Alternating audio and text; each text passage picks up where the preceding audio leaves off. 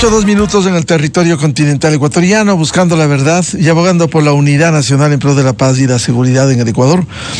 Tenemos previsto un diálogo con el exministro boliviano, director del Inter-American Institute for Democracy, Carlos Sánchez Berzaín, precisamente para hacer un análisis de la situación geopolítica en la región. Sabemos que vivimos con al menos 3 dictaduras, la de Venezuela, la de Cuba, la de Nicaragua. También va a haber elecciones en Honduras y hay una expectativa en el Congreso americano. La senadora Elvira Salazar hacía observaciones que ojalá no corre el camino de Nicaragua a Cuba y Nicaragua a Honduras.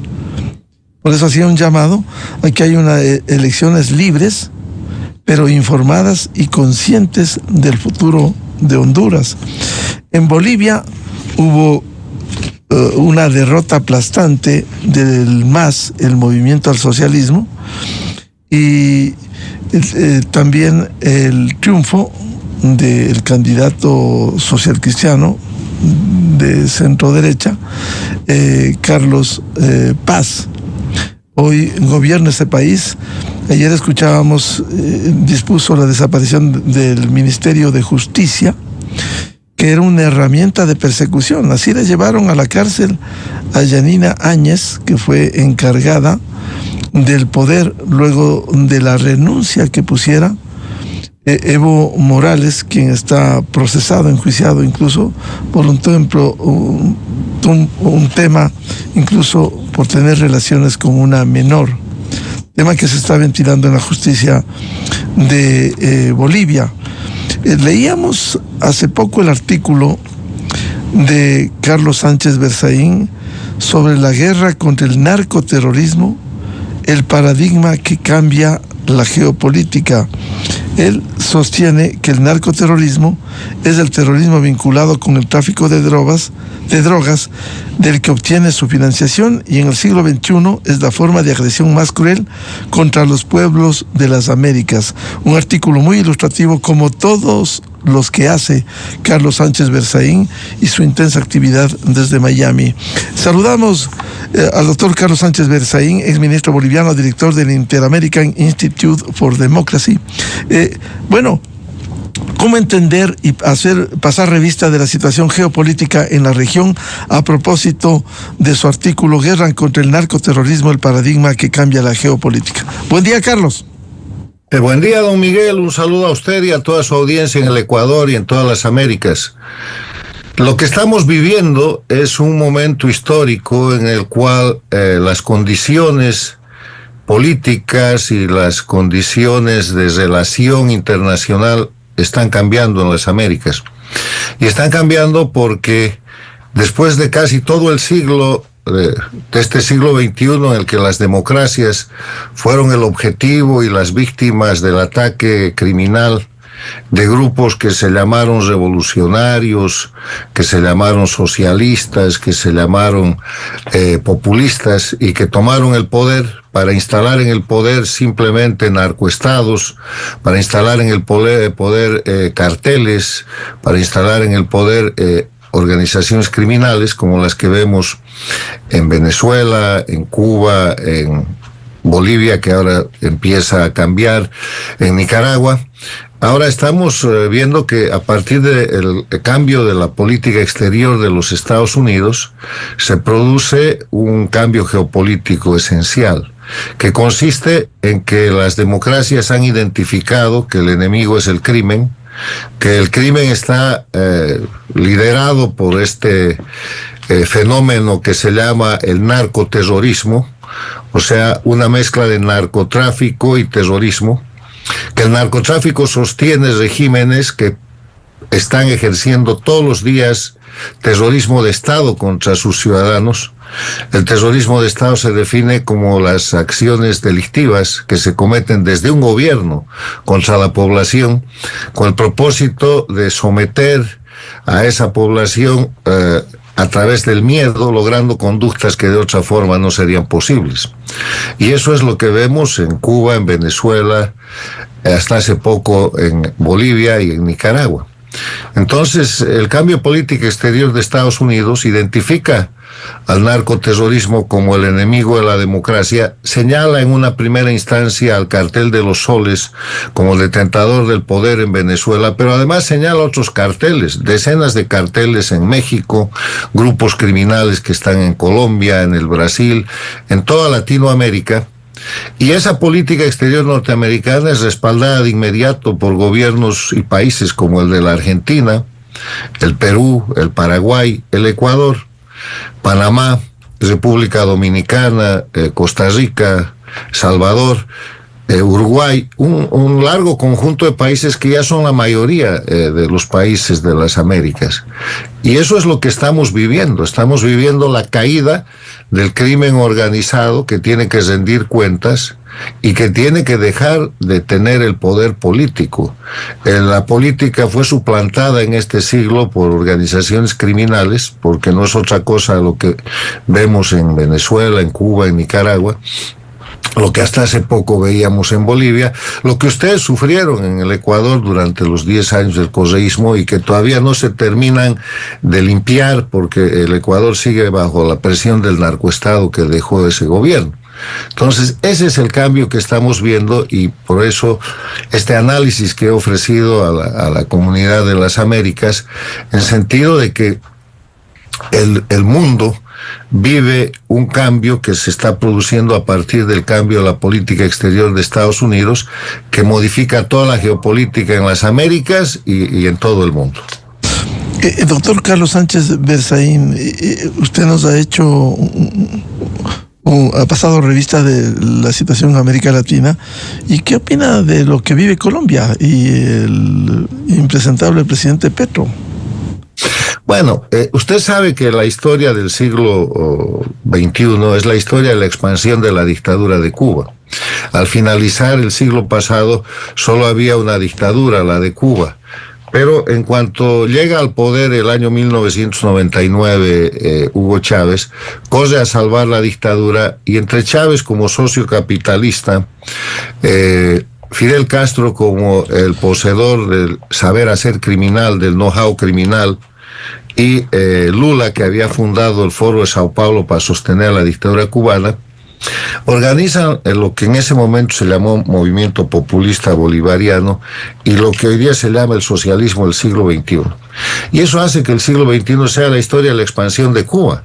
Cuba se expande en Venezuela, en su modelo dictatorial igualito, recrea la dictadura en Nicaragua, se expande en Ecuador con Correa, en Bolivia con Evo Morales, pero además con todo el dinero del petróleo venezolano, del narcotráfico y de la corrupción, empiezan a financiar campañas y empiezan a apoyar candidatos en toda la región y de esa manera controlan a la Argentina con los Kirchner, el Uruguay con Pepe Mujica, el Paraguay con Lugo, el Perú en su momento con Ollanta Humala, el Ecuador con Correa, Colombia tiene el principio de este control con Juan Manuel Santos y así toda la región. Entonces, hay países en los cuales el socialismo del siglo XXI no logra instalar sus dictaduras, pero instala gobiernos que dependen de ellos. Esos gobiernos que llegan al poder financiados por el socialismo del siglo XXI, con dinero sucio, que es en general dinero del narcotráfico, del narcoterrorismo, cuando toman el poder se ponen al servicio de las dictaduras, son gobiernos sirvientes. Yo los llamo gobiernos paradictatoriales.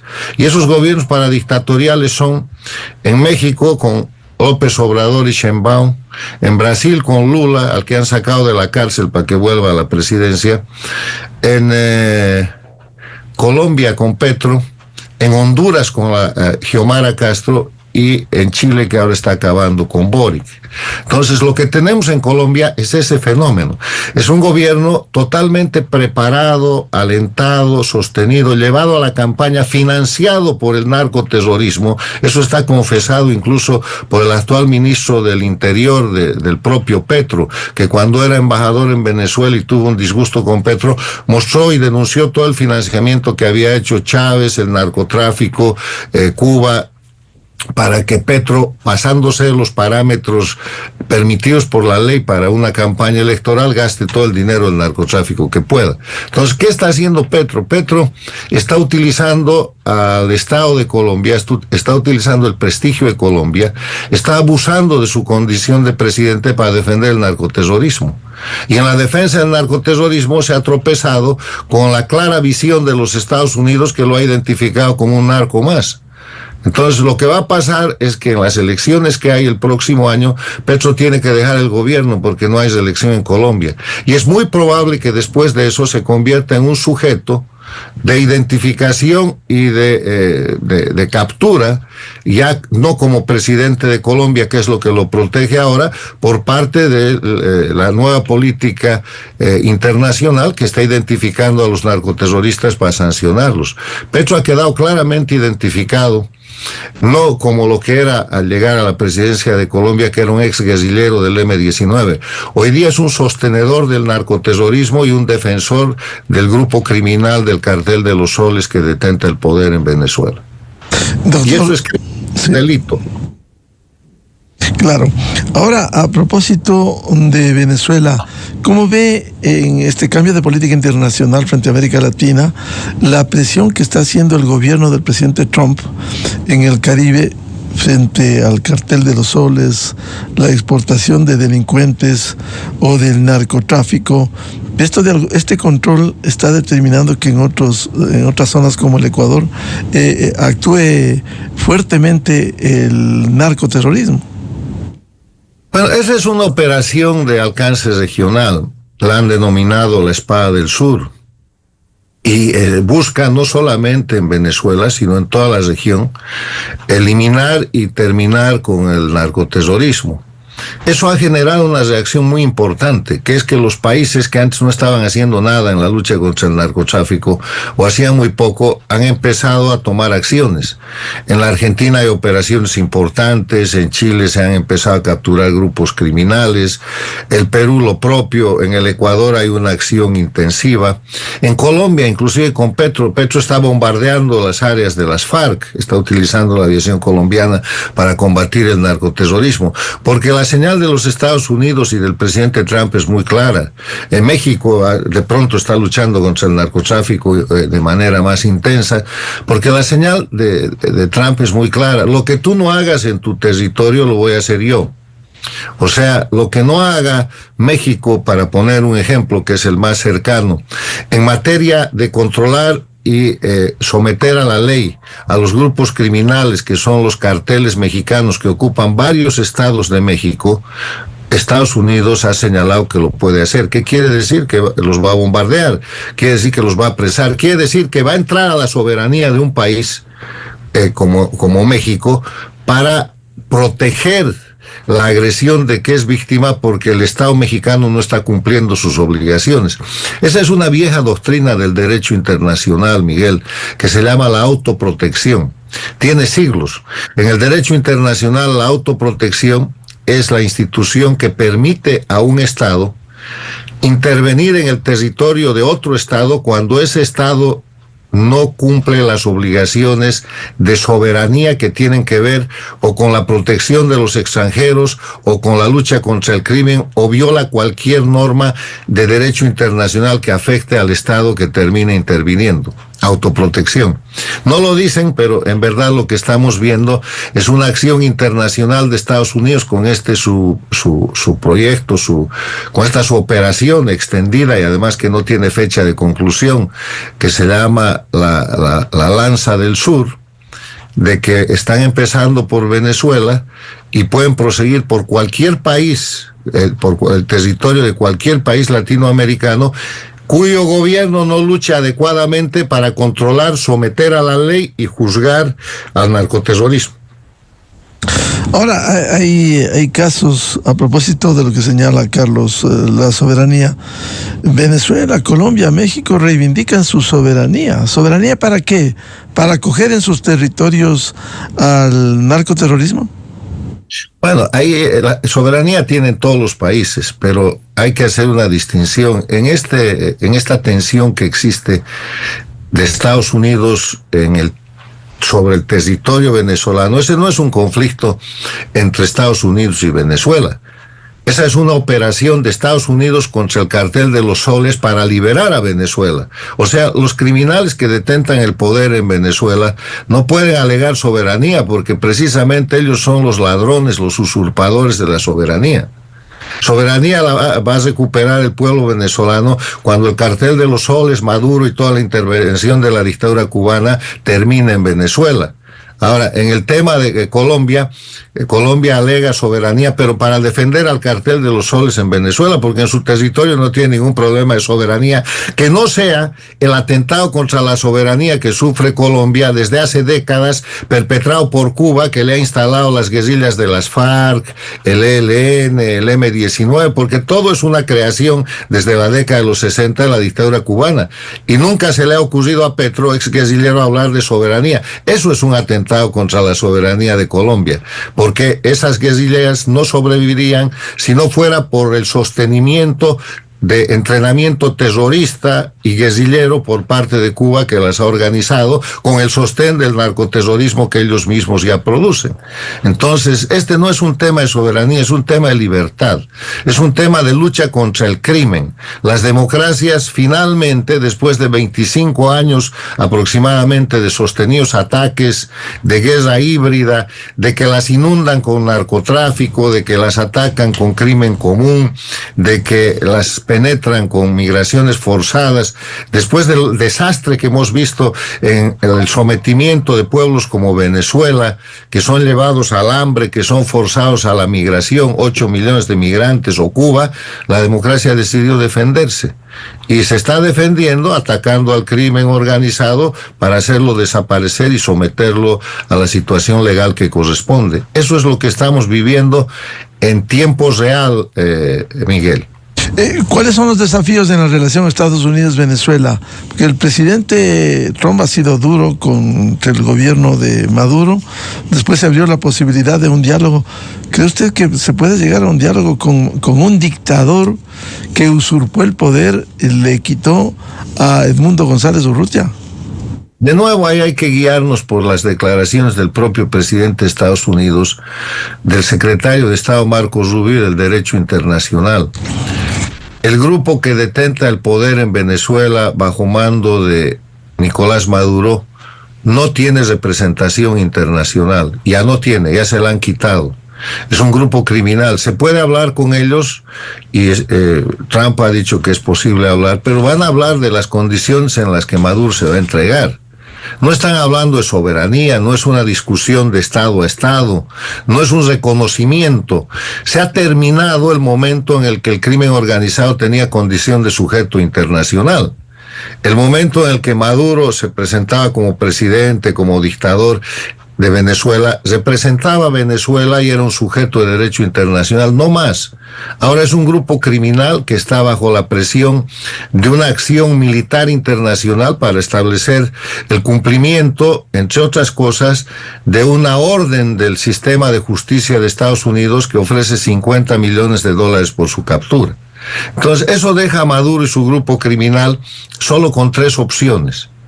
La primera opción es entregarse o ser capturado dentro del territorio venezolano, lo que sería una repetición de lo del Chapo Guzmán o lo de Noriega en Panamá, Chapo Guzmán en México.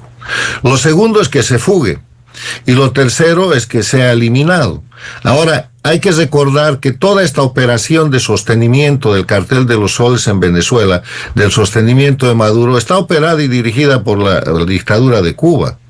Y la dictadura de Cuba no pone en su agenda, en los 67 años que tiene alentando, sosteniendo y defendiendo el crimen, no pone en su agenda nunca la entrega ni la fuga. O sea que sabe Maduro que para sus jefes cubanos él es un hombre muerto si esta presión continúa.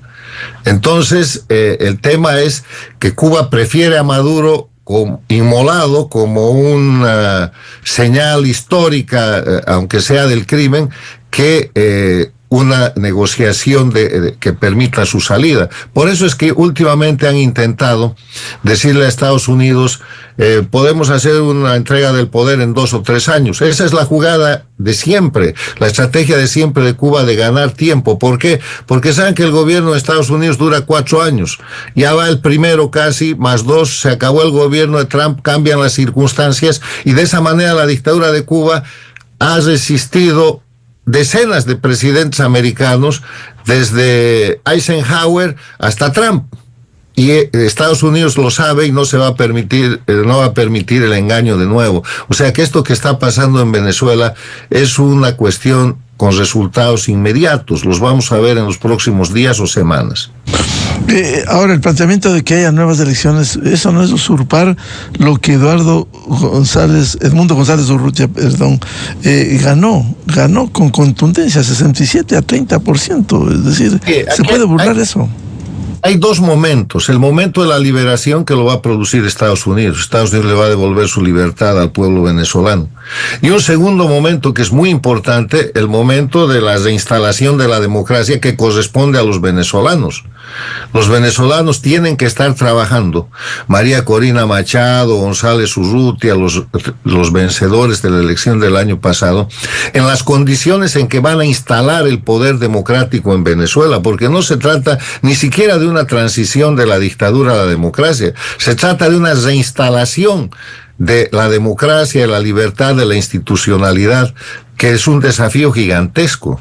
Ahí tiene usted el tema de seguridad interna, el tema de los criminales, el tema de las Fuerzas Armadas, el tema económico, el tema del petróleo, el tema de la minería, el tema del control territorial, el tema de la alimentación de la gente, o sea, gobierno democrático.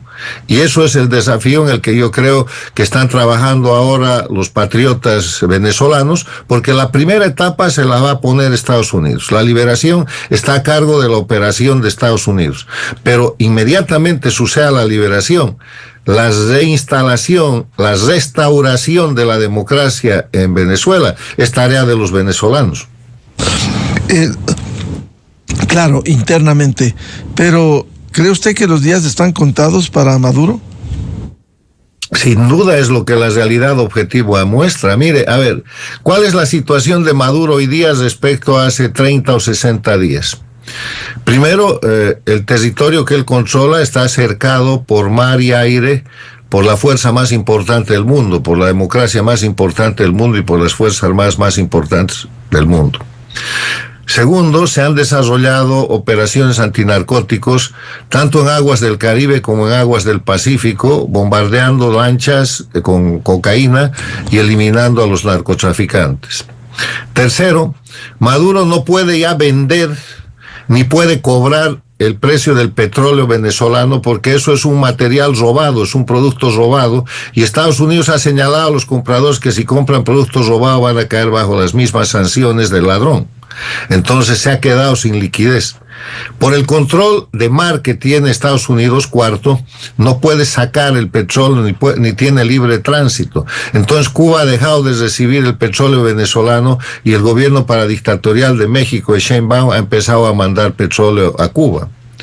Quinto, no tiene reconocimiento de sujeto de derecho internacional y está arrinconado como un grupo criminal, que es condición que es reconocida por todo el mundo, menos por Colombia, que Petro, pero todo el resto del mundo, excepto las dictaduras de Cuba, Nicaragua y el gobierno paradictatorial de Colombia, todos reconocen la existencia del grupo criminal. Y finalmente ha recibido varios ultimátums que le dan días para que este tema se resuelva mientras avanza y el cerco se cierra, porque ha llegado el portaaviones Gerald Ford, las operaciones y los vuelos de los aviones norteamericanos ya son cada vez más cerca de lo que es el reducto del Cartel de los Soles, y esto es cuestión de días.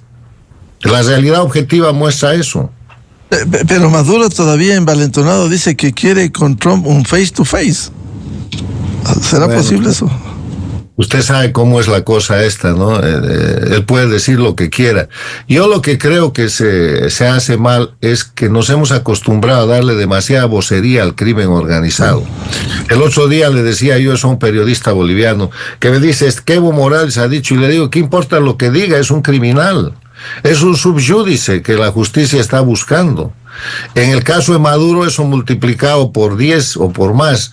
Escuchar a los criminales y ponerlos en paralelo o ponerlos en debate con los líderes democráticos es una muy mala cosa. O sea que cuando a mí me piden comentar estas declaraciones de los delincuentes, las dejo simplemente en la esfera que corresponde. Son criminales, no vale la pena ni comentar ni responder provocaciones de delincuentes que están obviamente destinadas a ganar notoriedad y a seguir ganando tiempo. Claro. Honduras, elecciones en Honduras, ¿qué piensa usted? ¿Ahí no hay un fantasma de ir a las dictaduras de Nicaragua, Venezuela, Cuba?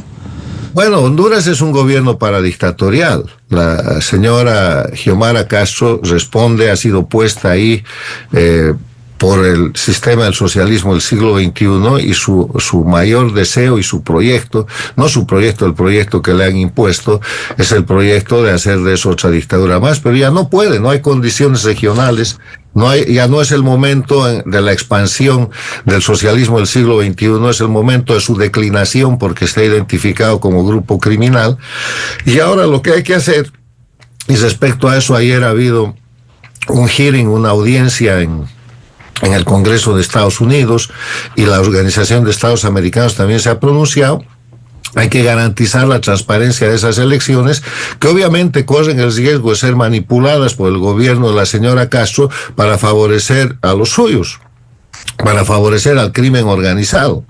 Entonces, le quiero recordar que entre las cosas que intentó Xiomara Castro fue, por ejemplo, la de romper con Estados Unidos el tratado de extradición para proteger de la extradición a su entorno, incluso familiar, su entorno de gobierno y familiar, que en cuanto termine su gobierno van a ser objeto de extradición a Estados Unidos, porque una cosa que no es coincidencia es que donde se instalan las dictaduras del socialismo del siglo XXI, Cuba, Venezuela, Nicaragua y Bolivia, y los gobiernos paradictatoriales, como el caso de Honduras, se instalan narcoestados.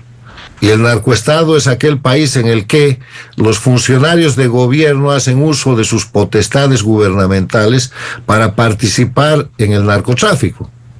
Entonces, la situación de Honduras, lo único que hay que hacer es cuidar la transparencia del proceso, y creo que las denuncias, tanto desde el Parlamento, desde el Congreso americano, como desde la Organización de Estados Americanos, son un importante dato para controlar esa situación y hacer que el pueblo vote y elija, hacer que el pueblo de Honduras se exprese realmente y tenga el gobierno que quiere.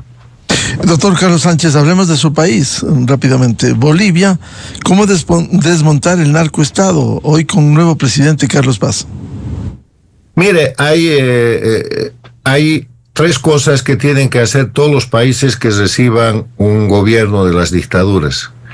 Y la experiencia está en lo que no se hizo en Bolivia el 2019, en lo que se está haciendo a duras penas en el Ecuador, que sigue la lucha, y lo que se tiene que hacer en Bolivia. Son tres cosas. Primero, hay que suprimir el sistema jurídico de la dictadura. Si usted se queda con las leyes de la dictadura, va a tener un mal resultado, porque a lo largo del tiempo que han gobernado, han creado constituciones, leyes de protección del narcotráfico, leyes de protección del crimen. Hay que eliminar eso. O sea, primero, eliminar el sistema jurídico de las dictaduras. Segundo, no impunidad.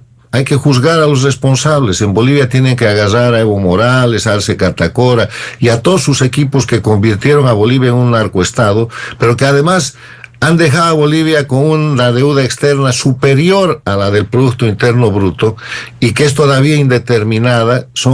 Han cometido delitos de asesinato, de masacres, de narcotráfico, de corrupción, de traición a la patria, todos los delitos. Se han vaciado todo el Código Penal. Hay que procesarlos y someterlos a la ley.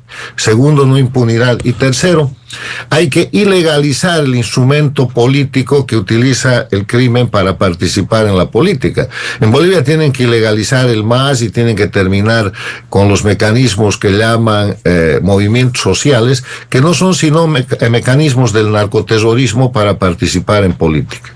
Estas tres cosas permiten una verdadera transición, porque si no, usted se queda en medio camino y sufre lo que está sufriendo el Ecuador hoy día. Lo que hizo Lenín Moreno fue muy bueno, le devolvió al Ecuador la posibilidad de elegir en libertad, una justicia aceptablemente independiente, acusó de corrupción a Correa y su gente, los condenaron, hizo unas elecciones limpias y entregó el poder al presidente Lasso.